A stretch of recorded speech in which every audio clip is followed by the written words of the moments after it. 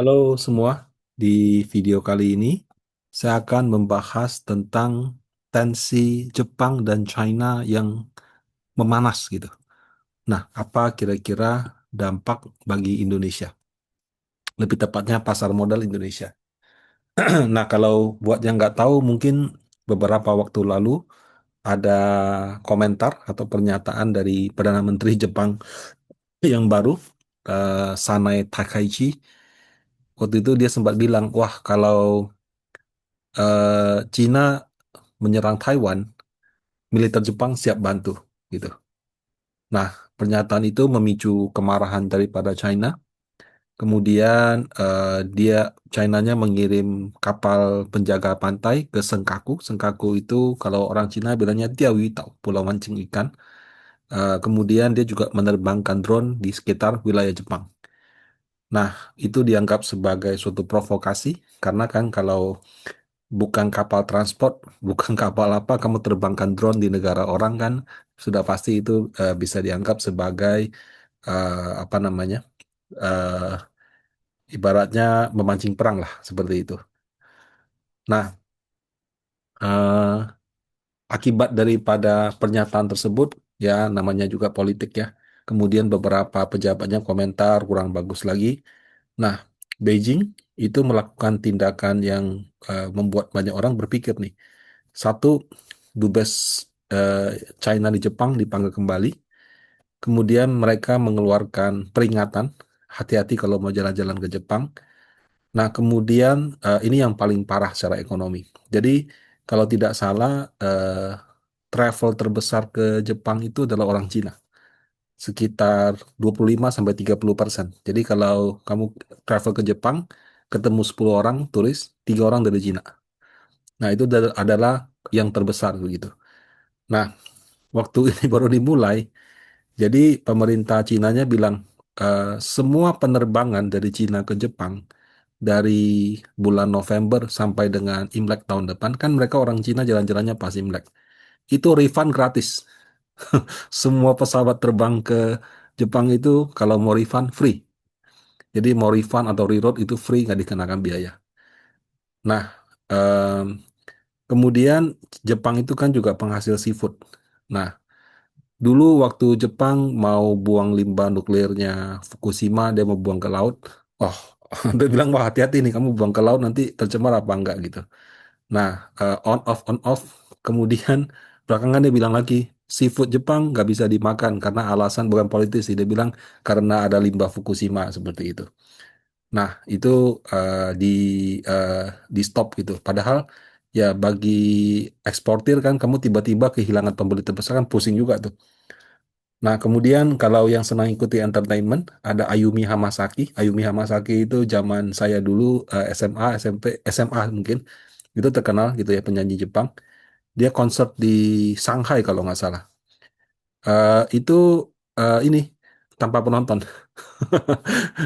Terus ada juga kemarin ada artis Jepang satu, artis pokoknya nyanyiin lagu apa begitu, di stop di tengah jalan gitu. Nah, jadi eh, itu nggak cuma kalau dulu kan cuma politis doang ya. Orang jalan-jalan kan jalan-jalan aja. Ini enggak nih. Jadi ini sudah semacam sanksi ekonomi yang nggak langsung. Nah, ibarat ya dua gajah lagi berantem, kita-kita di tengah-tengah ya matilah gitu. Nah, jadi memang eskalasi antara China sama Jepang ini kali ini secara ekonomi cukup serius. Karena paling tidak dari turisnya itu dia stop. Nah, eh, kenapa sih Cina ini baper banget kalau soal Jepang gitu? Jadi ya kalau Bapak Ibu pernah belajar sejarah, Cina itu pernah dijajah oleh Jepang. Jadi dari tahun 1930-an sampai 1945. Ada tragedi Nanjing ya, Nanjing Tatusah, Massacre of Nanjing. Kalau lihat TV-nya itu ya kalau katanya sih tentara Jepang masuk ke China di kota Nanjing dan melakukan pembantaian massal sampai ada museumnya seperti itu. Ya dan melakukan tindakan-tindakan yang mungkin ya pada zaman itu eh, kurang baik lah seperti itu. Nah, kemudian perlakuan kejam pada masa perang. Nah, secara historis kejadian-kejadian ini menyisakan luka yang mendalam. Kalau Bapak Ibu nonton film Hong Kong, film Cina tahun 90-an, mereka selalu bilang orang Jepang tuh kui. Kui artinya pukul hantu Jepang begitu. Ya, tapi ya sudahlah, ini memang seperti itu. Kalau nonton film-film Cina yang dulu juga biasanya penjahatnya itu biasanya orang Jepang seperti itu. Ya, tapi kadang-kadang eh, pahlawan eh, apa penjahat perang bagi suatu negara bagi sananya mungkin mungkin saja merupakan pahlawan perang seperti itu. Jadi memang sangat sulit ya untuk bedakan hitam dan putih. Nah, kemudian pada zaman modern ini di mata Beijing, Jepang itu bukan cuma tetangga yang pernah menjajah, tapi mereka adalah sekutu utama Amerika di Asia. Jepang itu kan sampai punya pangkalan perang militer Amerika di situ. Nah, kemudian beberapa tahun belakangan, mereka terus meningkatkan anggaran pertahanan. Kemudian juga rutin melakukan latihan militer dengan sekutu Amerika di situ. Ya, tentu saja kita yang rakyat biasa kan, ya sudahlah itu kan urusan orang besar politik. Tapi memang ketegangan antar kedua negara itu bertambah. Nah, sekarang yang jadi pertanyaan, apakah pasar modal global sama Indonesia harus panik kalau melihat ada ketegangan seperti itu? Nah, kalau menurut saya sih ya, isu ini lebih ke sentimen domestik bagi sektoral Jepang aja. Jadi mungkin sektor pariwisata sana kena dampak.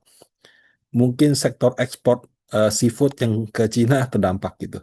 Tapi kalau apakah memicu crash global, rasanya tidak. Kenapa ya? Karena kalau kita lihat hubungan Jepang-China, China-Taiwan itu ya, itu seperti love-hate relationship, jadi cinta dan benci. Tiap kali kalau Presiden Taiwan ada yang baru, itu biasanya ada dua partai. Satu partai yang pro ke penyatuan China, satu lagi partai yang mungkin maunya Taiwan tetap independen begitu. Nah, tiap kali kalau yang naik beda presiden, biasanya ya itu dari panas jadi hangat, dari hangat jadi panas lagi. Selalu seperti itu. Ya, kalau soal Jepang sama China dari zaman dulu sampai sekarang juga selalu masalah. Jadi kalau Perdana Menterinya visit ke kuil untuk menghormati pahlawan perang, sama China dibilang, oh ini provokasi, itu kan penjahat perang gitu. Nah, jadi ya selalu seperti itu, tapi kan hidup masih terus berjalan gitu ya. Dan untungnya sampai sekarang tidak ada eskalasi yang serius. Nah, jadi menurut saya ini lebih ke sentimen daripada lokal di Jepang saja. Tapi kalau terhadap pasar modal global rasanya tidak. Nah, kalau kita melihat big picture ya, kalau investor investor yang institusi kan lihatnya lebih ke big picture. Biasanya mereka lebih melihat ke kebijakan The Fed kayak gimana.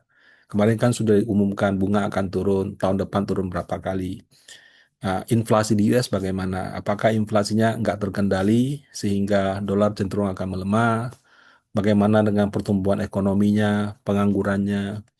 Nah, satu hal yang penting juga biasanya orang perhatikan adalah carry trade ya.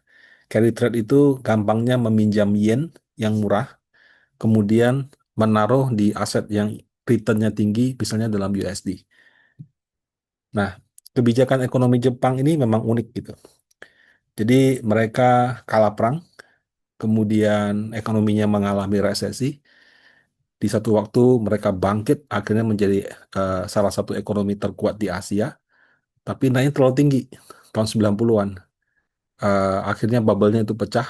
Mereka menggunakan kebijakan suku bunga yang rendah. Nah, kebijakan suku bunga rendah itu bertahan puluhan tahun. Jadi suku bunganya itu nol, bahkan sampai minus, seperti itu. Nah, kemudian baru belakangan dinaikkan lagi. Nah, jadi eh, dalam kondisi normal, Bapak Ibu, biasanya kalau menghadapi inflasi, respon bank sentral itu adalah menaikkan suku bunga. Tapi kalau Bank of Japan berbeda. Mereka mempertahankan suku bunga minus loh ya, minus 0,1% dari 2016 sampai 2023. Jadi bukan nol lagi, minus gitu. Artinya kalau kamu taruh uang di bank, banknya itu kan kalau Indonesia ada namanya GWM, Giro Wajib Minimum. Mereka taruh di bank sentralnya. Kalau di Indonesia kalau nggak salah sekitar 7,5% gitu. Eh, nah, itu dikasih bunga negatif, artinya pada saat dia balikin malah lebih kecil nilainya. Jadi dengan cara seperti itu dia memaksa perbankan, lu jangan taruh uang di bank sentral, lu salurkan sebagai kredit gitu. Nah, jadi mereka mengadopsi suku bunga 0% bahkan minus itu selama puluhan tahun. 2024 berubah dari 0% jadi 0,1, 0,2, terakhir 0,5%. Nah, apa yang terjadi ketika inflasinya tinggi, tapi suku bunga tetap rendah gitu?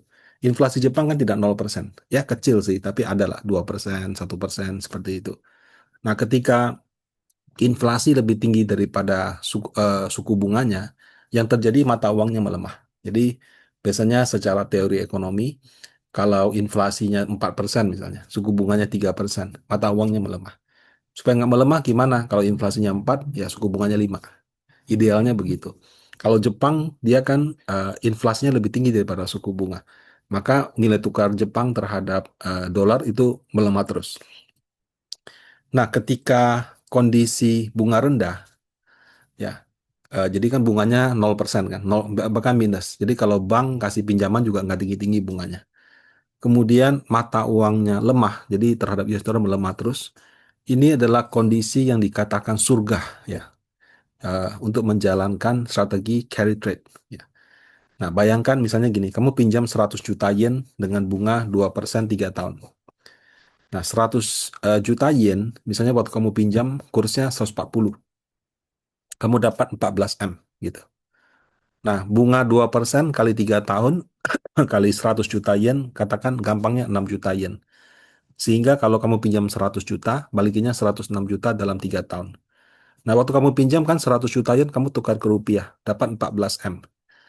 Nah, waktu kamu kembalikan, karena mata uang Jepang katakan melemah ke 110, kamu pinjam 100 juta yen, balikin 106 juta, dapat 14 miliar, kamu tukar balik 11,6 miliar.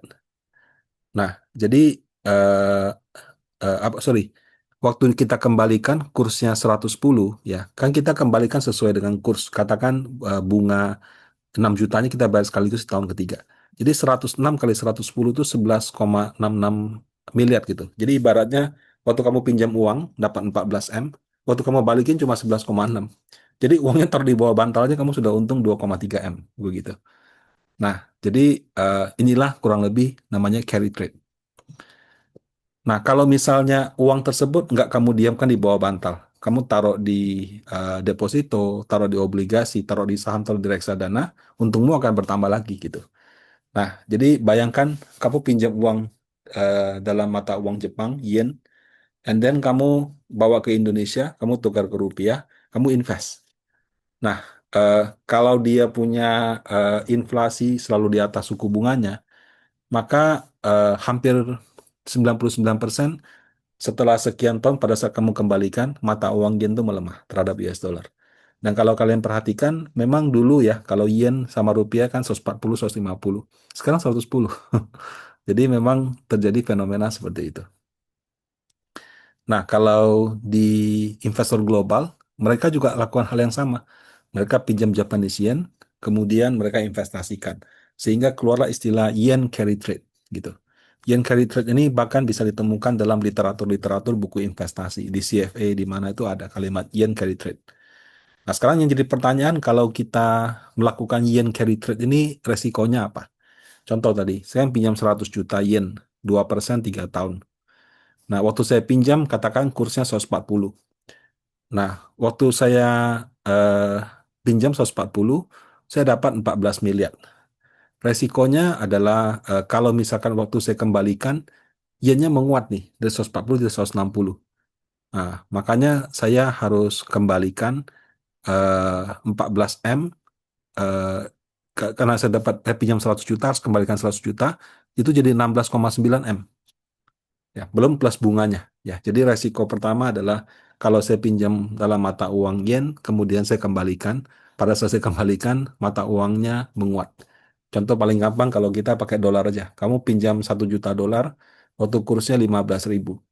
Setelah 3 tahun kamu mau kembalikan, kursnya jadi 20.000. Waduh, pinjamnya 1 juta dolar dapat 15 M, begitu dibalikin jadi 20 M. Nah, itu kan kita rugi kurs. Nah, kurang lebih seperti itu resikonya. Resiko kedua adalah suku bunga naik lebih dari 2%. Nah, maksudnya si pinjaman ini naik, dia nggak 2% lagi, tapi bisa 3% atau 4% seperti itu. Tapi biasanya kan pinjaman itu bunganya fix di depan. Ya, tapi bisa juga kalau kamu pinjamnya obligasi bisa difikskan. Tapi kalau kamu pinjamnya bukan obligasi, pinjaman bank, tentu suku bunganya bisa meningkat. Tapi resiko utama ya ini mata uang yennya menguat gitu. Nah, sayangnya ya, mesti sangat menguntungkan, tapi mungkin karena keterbatasan terhadap akses keuangan global gitu ya. Eh, yang saya tahu yang memanfaatkan yen carry trade ini baru pemerintah Indonesia. Saya belum ketemu tuh konglomerat, maksudnya di laporan keuangan, konglomerasi yang punya pinjaman dalam mata uang yen Jepang gitu. Kebanyakan biasanya Hong Kong, US dollar seperti, sorry bukan Hong Kong, US dollar. Tapi kalau pinjam dalam mata uang yen, setahu saya saya belum pernah ketemu ya. Bukan berarti tidak ada ya, bisa aja ada. Nah ini contohnya yang melakukan ini baru pemerintah Indonesia. Jadi per Desember 2002, November 2025 itu total pemerintah Indonesia menerbitkan Samurai Bond. Jadi bond dalam mata uang yen kira-kira 564 miliar setara 60 T. Saya baca dia punya kuponnya, itu ternyata average cuma 1,3%. Kemudian jatuh temponya antara 2028 sampai 2044. Nah, kalau misalnya 2028 atau 2044 mata uang yen melemah terhadap rupiah, misalnya kayak sekarang kan 110, jadi 80 gitu. Wah, pemerintah cuan gede tuh. Tapi kalau misalnya rupiahnya eh, melemah, yennya jadi 160, nah pemerintah bisa boncos. Jadi kalau secara historis sih selama inflasi Jepang lebih tinggi daripada suku bunganya, harusnya mata uang dia akan terus melemah. Nah, kemudian kalau dari sisi investor pasar modal ya, yang lebih banyak pakai memang adalah investor yang global yang ada di US gitu. Nah, oleh karena itu perubahan USD terhadap Japanese yen itu biasanya sangat diperhatikan. Nah, secara historis dalam 5 tahun terakhir US terhadap Japanese yen kira-kira seperti ini. Jadi 5 tahun yang lalu 102 yen bisa tukar 1 dolar. Sekarang 161 yen baru bisa tukar 1 dolar. Bayangkan kalau 5 tahun lalu saya pinjam misalnya 100 juta yen, saya bisa tukar 1 juta dolar. Kemudian setelah 5 tahun waktu saya mau kembalikan, 1 juta dolar saya kalau mau tukar balik ke yen dapat 160. Jadi dari itunya aja sudah cuan banyak begitu. Nah, jadi yen carry trade ini kalau kita lihat tren 5 tahun itu sangat menguntungkan. Tapi kalau kita perhatikan yang kuning-kuning ini, jadi pelemahan yen terhadap dolar itu tidak garis lurus Bapak Ibu. Ada ada ininya. Jadi menguat jatuh, menguat jatuh, menguat jatuh, menguat jatuh. Jadi pernah 151 ke 132, 151 ke 142, 161 ke 142, 160 ke 142. Nah, jadi kalau misalnya apes nih, kamu pinjamnya di sini, kemudian pas kamu kembalikan di sini, nah itu kamu akan rugi kurs begitu. Jadi kadang-kadang eh, kenaikan yen itu terjadi. Jadi dia tidak serta-merta terus melemah, tapi dia terjadi. Nah, secara historis ya, yang pernah memicu crash pasar modal itu adalah yang 2024 ini. 161 ke 142. Ya.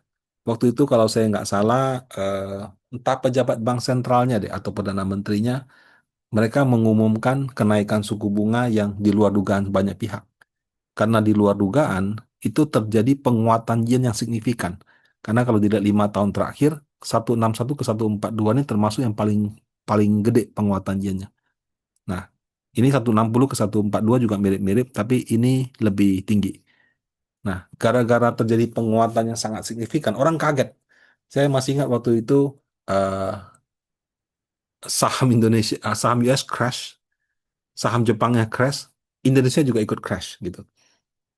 Tapi pulih dengan cepat.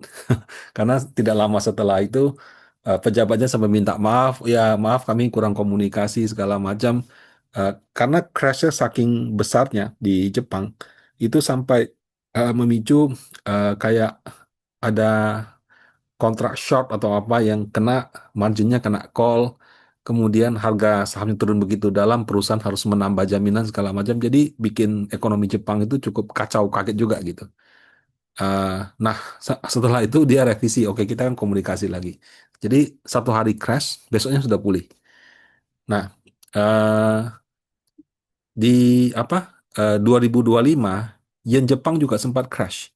Tapi kali ini bukan karena kebijakan suku bunga, lebih karena eh, apa tarif Trump. Nah, tapi yang tarif Trump ini yang memicu crash pasar modal, bukan bukan karena penguatan atau pelemahan yen. Nah, jadi yen menguat melemah ini karena kebijakan suku bunga, kalau ini karena pernyataan daripada Donald Trump. Nah, eh, kenapa mata uang Jepang terus melemah? Kan teorinya inflasi dia itu harus lebih rendah daripada suku bunga. Di Jepang tidak. Nah, kalau kita lihat angka inflasi Jepang yang biasanya rendah dari 2022 sampai dengan 2025 pasca COVID ini di 3%-an ya. Which is ini terlalu tinggi gitu loh. Nah, karena dia punya inflasi di atas 3%, suku bunga dia rendah, mata uang dia melemah terus, itu menjadi salah satu alasan kenapa biaya hidup sana jadi mahal. Biaya hidup sana lebih mahal, banyak turis masuk juga kan, mungkin harga orang, harga turis juga. Akhirnya masyarakatnya protes, biaya hidup terlalu tinggi gitu. Nah, bagaimana cara menghandlenya? Ya, dia perlu suku bunga yang lebih tinggi. Jadi, eh, eh, jadi kalau dari angka inflasi ini sama seperti US di 2023-2024, mereka punya suku bunga eh, itu sudah perlu diubah karena angka inflasinya tidak sustainable gitu. Tapi eh, waktu itu pemerintah Jepang kan masih bersikukuh 0,1, 0,2. Nah, karena angka inflasinya sudah terlalu tinggi, menurut saya cepat atau lambat pemerintah Jepang akan menaikkan suku bunga. Tapi karena sudah belajar dari 2024, kali ini mereka komunikasikan dari jauh-jauh hari. Karena dikomunikasikan dari jauh-jauh hari, eh, apakah akan menyebabkan crash? Rasanya tidak. Ya, karena market itu tidak suka ketidakpastian. Kalau kamu ngomong jauh-jauh hari, orang akan pricing pelan-pelan. Tapi kalau kamu ngomongnya mendadak, ya bisa crash besar seperti itu. Nah, daripada kita lihat konflik China-Jepang, China-Taiwan yang kayaknya serius, tapi ya sorry to say ya, selalu begitu-begitu aja. Ini mungkin lebih penting untuk kita perhatikan. Nah, demikian konten saya kali ini. Semoga bermanfaat. Terima kasih. Oh,